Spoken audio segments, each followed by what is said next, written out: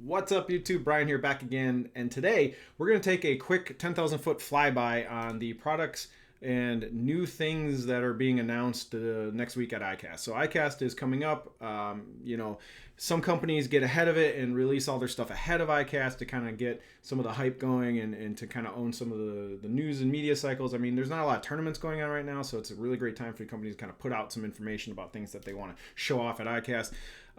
So I've collected a few things that I think is kind of interesting, and also I kind of want to look at some of the marketing copy that a lot of these companies throw into this stuff, because I think some of it's really hilarious. So we're gonna roast a few of these product announcements, and we're also gonna look at some of the stuff that's actually kind of interesting and cool. So there's a few things. So we're gonna just do a quick flyby on a few things now.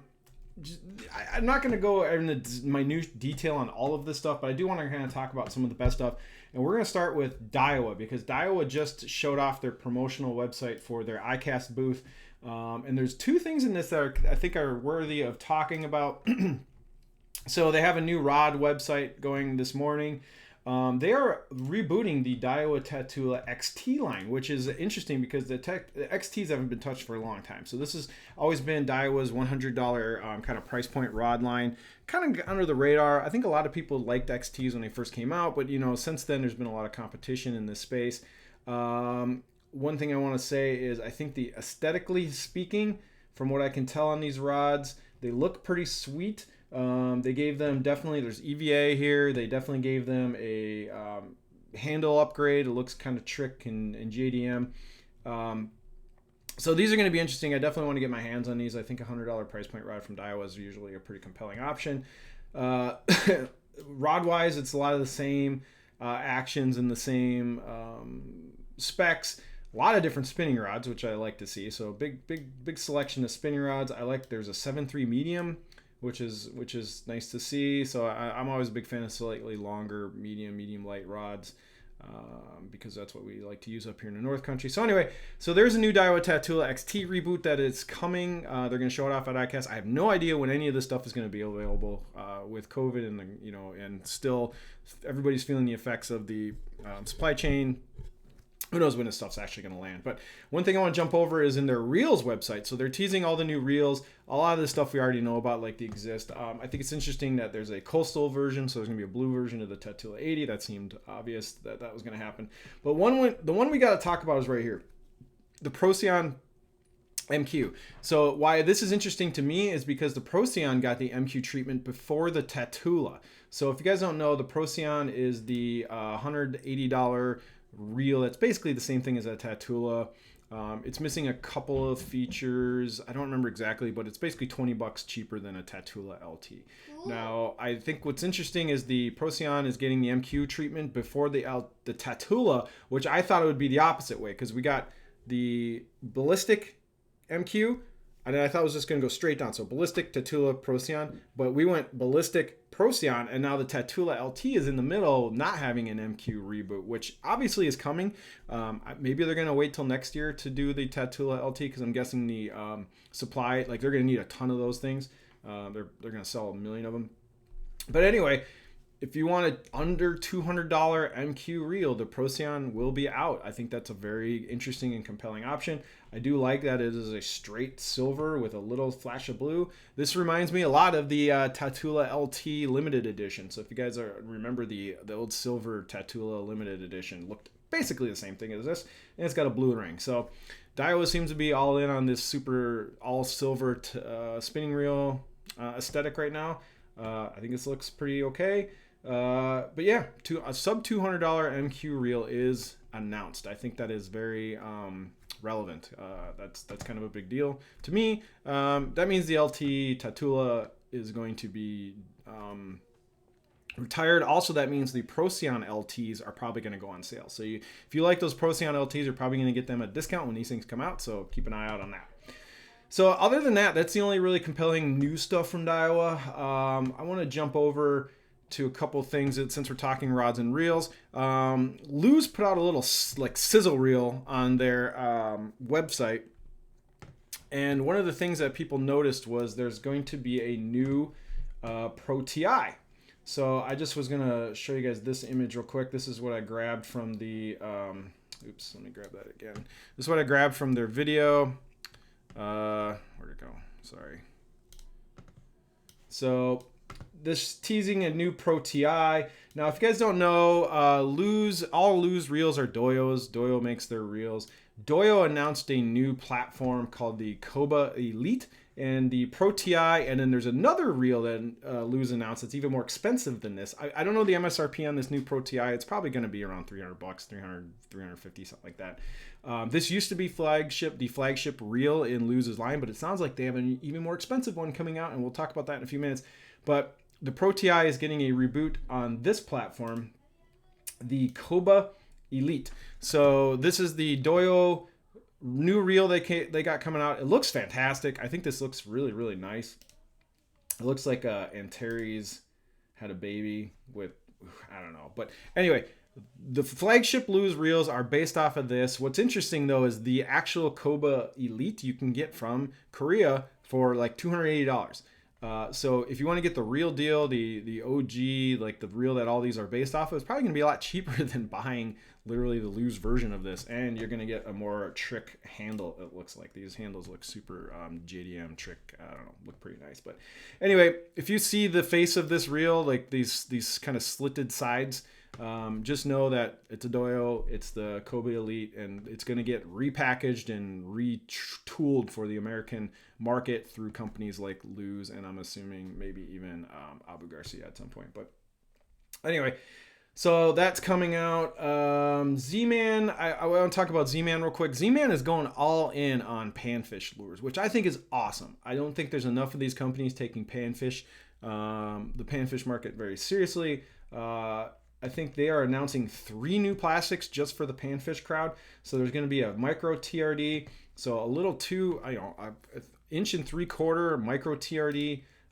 There's going to be this little paddle tail looking kind of bait. I think this thing might be really awesome under like a slip bobber, and then also this larva, another kind of slip bobbery bait. So if you're a panfish junkie, you're crappie, bluegill, perch, ZMan has got some stuff coming out for you at iCAST. I don't think this is going to make a big splash because, you know, iCAST is mostly all about the bass people and salt and whatever. But if you're a panfish nerd, be happy because ZMan's coming out with some cool stuff. I'm definitely going to be checking this stuff out because I like pan fishing. Let's see, is there a little video here? So micro finesse. Yeah, so shout out to ZMan for taking the panfish market seriously and coming out some cool Aztec based plastics. You know, ZMan knows what they're doing with plastics, and I'm going to try these out. I'm excited. So you got me hooked, so to say, on your announcements, ZMan. Nice work.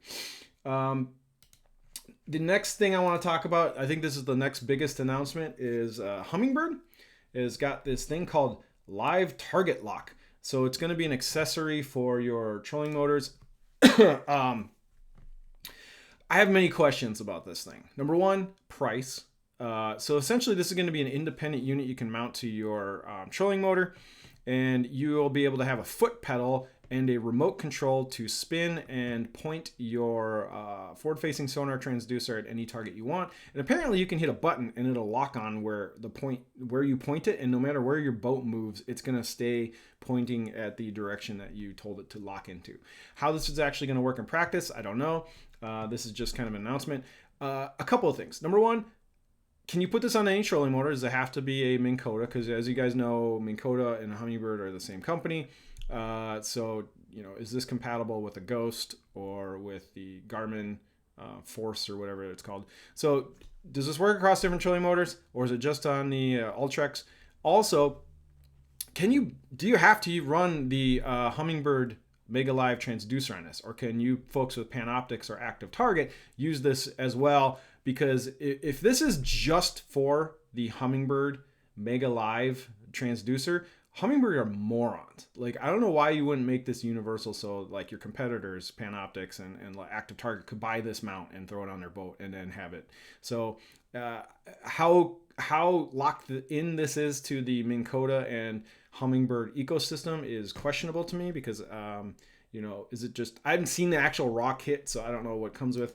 I don't know if they are purposely making it so you have to stay in that Minn Kota Hummingbird ecosystem. But anyway, if you guys know and you've done more research on this than I have, leave a comment in the video comments, and we can talk further about this. But this is very interesting. I think everyone's going to come out with one of these. It's interesting that Hummingbird is the first to the market with one of these mounts. There's other companies and entrepreneurs that have been making these already. So I got to see what the price point is. I want to see how locked in it is. And hopefully, if it is locked in, we see equivalent units from,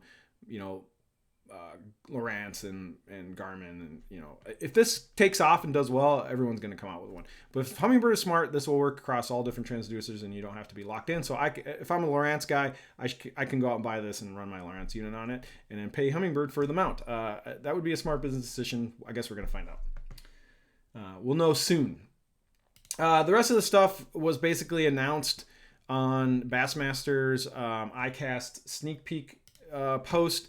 Now, a lot of stuff isn't announced on this. I have a sneaking suspicion companies have to pay Bassmaster to be on this list. So this is like not journalistic. This is more we want to put our press release on your website. How much is that going to cost? That's my assumption. That's usually how these things kind of go. So the products you see in here are, probably whoever ponied up to have Bassmaster promote it for them on their main page. So of course, top of the fold is going to be Berkeley, because they seem to have the marketing prowess and budget to promote their stuff. But first things first, Berkeley's got a Chatterbait coming out. They're calling it the Slobber Knocker, which is a terrible name. I think it's really, a lot of these things have terrible names. I mean, let's be honest. People who are good at marketing don't work in the fishing industry. They're making big money in industries that are actually like, a big deal. The fishing industry, I think, is where a lot of people who do marketing or are like starting out in marketing maybe go, but you don't find good marketing in the fishing industry because it doesn't probably pay that well, and it's career-wise, I don't think it's really great. Anyway, my point is, don't have low expectations for the marketing around these kinds of things, because I always do, and usually my low expectations are met. So anyway, let's talk about this. The Slobber Knocker, terrible name. Berkeley Labs scientists. First off, anyone who works in Berkeley Lab, you're not a scientist. I doubt it. I mean, come on. But they want to call them scientists. Go for it. Cool. Created an innovative through head design, completely different than other bladed head jigs. I think it's cool. Berkeley makes great hooks, so if it got one of these fusion hooks, it's going to have a good hook. I think a running theme in all these marketings is everyone's going to talk about how good and stout their hook is, and how we have a drinking game through all these press releases of like who's got a stout or great hook, or which bait is good for finicky, high pressured fish. Blah blah blah. You see all the same regurgitated crap in all these marketing copy announcements. Anyway, so Berkeley's in the bladed jig game. Slobber Knocker, interesting. Okay, cool. You're a little late to the party, but hey, there's still plenty of room because obviously the Chatterbait is ubiquitous and not going anywhere. CatchCo is above the fold as well because they probably got a really giant marketing budget as well. So they're working with Mike Bucca on a bull mullet. This looks like it's 5.5 inches and an ounce and a quarter, so it's slightly bigger. So that's kind of cool. I think most heavy rods would throw this kind of thing. Obviously, Mike Bucca and CatchCo have been collaborating on other stuff. Must be doing well. Then we got a bunch of spinner baits. Do we really need to talk about spinner baits? There's nothing new in spinner baits. Speed Freak spinner bait, Freedom Tackle, nobody cares. Freedom Tackle, I honestly don't even know. I know Freedom Tackle is one of the American Baitworks companies. Don't really follow them at all, so I'm not going to talk about their shad bait. Don't know. Guggen's got a spinner bait coming out, the Squad Bumper. No, I'm sorry, Guggen Squad Bumper. See, Bumper's a way better name for a spinnerbait than, what did they call theirs? Speed Freak. Bumper, I like Bumper. That's a good name. But, Guggen's actually good at marketing, so is CatchCo or whoever company is kind of running their stuff nowadays. Anyway, here we got another mention of a stout hook.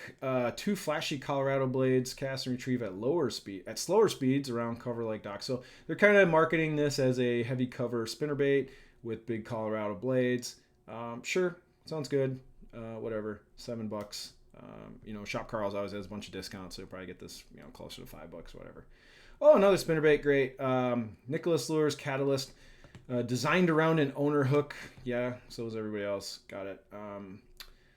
Each catalyst is either 24 karat gold or nickel for ultimate durability and style. Oh yeah, we all want 24 karat gold for style in our spinnerbaits. You know, whatever. So anyway, a pro-tide skirt. Okay. Interesting. Another rat. So rat baits are just really popular. I'm guessing, you know, BBZ, they've been doing the rat thing for a while. I'm not a big rat bait guy. I just know that rats ain't going nowhere. This one looks like it's a plopper with a rat tail though. It's got rat feet apparently on the end of the plopper blades. Bio rat. That's very interesting. Don't know really anything about that. Okay, so Guggen Squad's getting in the glide bait game. So 7-inch and 2.1 ounces, making it ideal for the biggest bass in the lake. Okay, this is what I think is funny. They call this a Magnum glide bait that's up to 2.1 ounces. What's a Depths 250 is 6.5 ounces. So you can't call a 2-ounce bait a Magnum bait. A 7-inch 2.1 ounce swim bait is like, that's a newbie, that's an entry level bait in the swim bait world. So I like that they call it Magnum, but in reality, that's on the lighter side of swim baits, right? The Revival has a wide glide when twitched. Blah blah blah. Let's keep going. Who cares? Another Demiki rig head. These heads are getting, you know, more and more popular. People like throwing the Demiki rig, you know, swim baits with a fork tail. You just kind of jerking on the bottom in deep water for smallmouth and spots and that kind of stuff. Jackal Gantro has new colors. That's all this is. They have new colors in the re-range. That's all this is. Another one of these live craws. Been there, done that. Whoopie didn't do that. Now this is a popper that I've been wanting to get my hands on, but no one has these things in stock. These were announced like at the beginning of last year or the beginning of this year, and no one's got them. So I don't know where these things are actually. I want to get one because this is one of those where it has there's a spring and there's a piece of metal in here, and when the bait's sitting still, it wobbles. I'm pretty sure Depths has one like this as well. Either I think it's Depths or OSP. One of the JDM makers have it when the popper's sitting still, where there's something that's wiggling inside the bait to kind of create some vibration. I think this is very similar to that. I want to try one, so whenever I can get my hands on the World Pop, I will grab one. This looks super JDM. I can't quite put my finger on it, but I know this design with the head and this gap in between to the lip has been done by a JDM crankbait company. I can't remember who it is. It's not OSP. I don't remember, but anyway, this looks like a pretty significant JDM knockoff in my opinion, but I can't quite put my finger on which bait it is. If you know which one it is, put it in the comments on this video. Spro's big innovation is swoopy head, swoopy bars, and the size of the blades printed on the blade, which is kind of cool actually. I'm just gonna keep going. Spro Demon 55. I think this is a flat side. This is a mid-running cranks. I'm not a big crank expert. I'm just gonna skip past this. So this is a deep diving rock crawler. I think this is cool because this is gonna go down to 12 feet. You know, I think if you're a big rock crawler fan, you're probably gonna want this one because it goes a little deeper. McStick don't have. Okay, another pencil popper. This is just another shower blows knockoff. Everyone's got one now. Everyone's doing their shower blows knockoff. So this is a theme lately. Lucky Craft's been doing this a lot, where they put the hollow foil inside the crankbait, so you get this really cool holographic shine going through the bait. So the bait is essentially clear, then there's this piece of hollow foil inside the bait. It works. I have some Lucky Craft cranks that have the hollow, and I definitely gets bit. I think it's a cool design. I'm surprised more companies aren't doing this, but definitely Uzuri's jumping in there. Going to skip through some of the Uzuri stuff because I don't really know that much about them. This is a bait that I completely don't understand. This is called a ZMan Hellraiser. This looks like a saltwater bait and or a musky bait. If this is for bass fishing, I will be completely shocked. I mean, it's 5 inches and it's 5/8 of an ounce, so it's definitely bass size. I have literally no idea what the hell's going on with this thing. I do want to see it on the water though. I definitely want to see some videos of this thing in action. I definitely think this is like, to me, I was like, this is a saltwater bait, right? Or maybe like you see crazy baits like this on musky fishing, but don't know what it does. Designed by Chatterbait inventor Ron Davis. I want to see this thing in action. I'm not going to write off until I see it in the water. So I'm excited to see some tank videos on that one. So let's see. So the other one is the next thing down is So finesse swim jigs are not a new thing. Missile's got one. I've seen these before. ZMan's coming out with one. I guess when they saw the success of the Ike's missile finesse jig. So basically these are finesse swim jigs, meaning that you can throw these on spinning rods. So this is just swim jigs for the spinning rod crowd, or maybe even the BFS crowd. That's all these things are. They're smaller hooks, less, lighter wire hooks, anyway, for spinning rod people. Another Shower Blows knockoff, this time from 13 Fishing, Whooping Duda. Soft baits. Okay, so the Power Stinger. I'm curious why they wanted to call this the Power Stinger when there's already a hook called the Power Stinger. It's a Gamakatsu. What's interesting though is this is Power Stinger, one word. And if we show you, look at Gamakatsu's got the G Power Stinger trailer hook. This was like a Aaron Martin's trailer hook for spinnerbaits and stuff. So Gami's called something the Power Stinger. Berkeley said, we're going to call something a Power Stinger, but we're going to get rid of the space in between. And that'll totally make it so it'll show up in search results, I guess. But anyway, weird name. Hey, you know what? I'm all for more options out on the market for chatterbait trailers. I don't think there's enough out there. This looks very similar to the Razor Shad from ZMan. I'd like to see what it looks like in the water, but to me, it's very similar to the ZMan Razor Shads. I get it. They're trying to get into that Zacho money. Zachos sell really well. I think there's definitely room for improvement. So anyway, I'm gonna reserve opinion until I get to try them. Quarantine Craw. So this is just a kind of looks like 4.5 inches. So it's kind of bigger than it's kind of in between. It's not like a full Senko, but it's not a 4-inch Senko, and it's got some craws. You could probably pinch those off and just use it as a Ned bait or a stick bait. I don't know. Looks kind of cool. This is obviously a knockoff. So there's a couple things that bother me about this. Number one, it's obviously a knockoff of the Berkeley. Why am I blanking on it? The flatworm. I don't know why I blanked on it, but obviously it's a knockoff from the flatworm, but they're also calling it the Somali. So are they not aware that Somali is an entire ethnic group, and there's a country, Somalia, and Somalis are, up here in Minnesota, we have a lot of Somalian communities and Somali neighbors, and I think it's interesting that they want to call this Somali. I'm not saying, it's weird. It's like, why would you name a bait Somali? It's strange. I just don't get it. Big bites. Are you not aware that there's these communities of Somalians and they call themselves Somali, and you're gonna name bait Somali? I'm not accusing her. It's just, to me, it's just bizarre. Of all the things you can name your bait, why Somali? Strange. Don't get it. Bizarre. Okay, anyway, big baits, kamikaze, swim on split tail. This is going to be, this reminds me, Bass Pro's been selling these split fork tail trailers for spinnerbaits for years. I actually really like them. I have some packs. I've thrown them on a spinnerbait once in a while. So it reminds me of the BPS. I forgot the name of it, but they've been selling them forever. So that's cool. I think there needs to be more variety in spinnerbait trailers. You could even probably throw this on a jackhammer or whatever. We got a pop-in pad crasher, big whoop, smaller version, who cares? Biospawn is the kings of weird marketing. For instance, this is the Vile Minnow, and they say a bionic replica of a dying baitfish.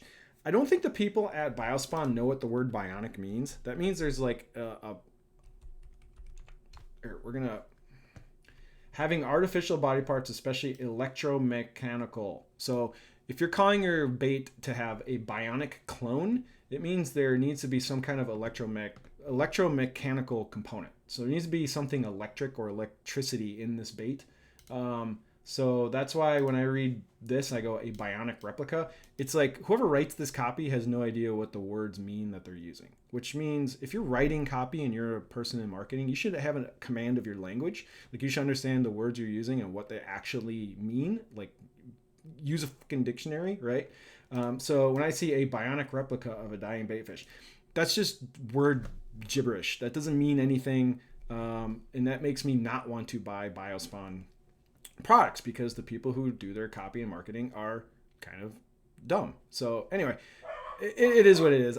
I find this amusing. I think people who write copy and marketing for fishing products. It's a tough job because how do you pump up something like this? But just don't use words that don't really mean anything or don't mean what they're supposed to. Anyway, so moving on. So they stuck ears on a Ned rig. So they took this is kind of the design of their Biospawn Exostics. So they made a little exo stick and they stuck some nubs on it, and now they call it the Exo Ned. Makes sense. Everyone's got to have a Ned bait. You know, you can't have a plastics company if you don't have some kind of Ned bait. Probably be fine. This bait makes no sense to me.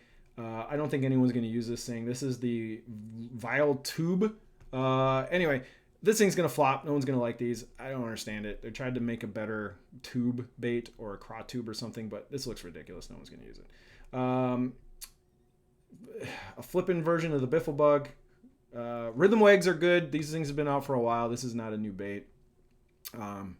But, you know, this is going to be something you use on a Demiki head or maybe even a trailer. You know, I'm kind of bored with this already. I think this video is kind of running kind of long. This Missile Bait's Magic Worm is cool though. This is poured by this bait is not poured by Missile. They outsource this to RoboWorm, and RoboWorm does the sickest multicolor pours of any plastics company. So they said, hey Missile, make us some really cool 6-inch finesse worms. I'm gonna try these. I think this looks like a cool worm for shaky head fishing, maybe even wacky rigging. Chunky D's been out for a while. Dog's barking. There's probably something being delivered. But anyway, if you've made it... Oh, this is a very knockoff of JDM Pintail Worms. These have been out in the JDM market for a long time. Great. A lot of people use these for like Chatterbait trailers. But, you know, Spro's doing a lot of Japanese style plastics now. And this definitely is in that wheelhouse. So... Strike King Rage Scrounge Bug. Oh, this is interesting. I actually think this bait looks pretty cool. Strike King I'm a big fan of. I like their stuff. I've been using their things for years. It's a 3.5-inch craw. So this to me looks like probably a really good bait for finesse football jigs. I'm always looking for good 3-inch to 3.5-inch craws. I use the X-Zone Muscleback craw a lot. I think this is probably in that space. I'm definitely going to pick up a pack of these to try on finesse football jigs for smallmouth for sure. Toads, those have been out for a while. I don't know anything about these big trout baits. We don't have trout in Minnesota.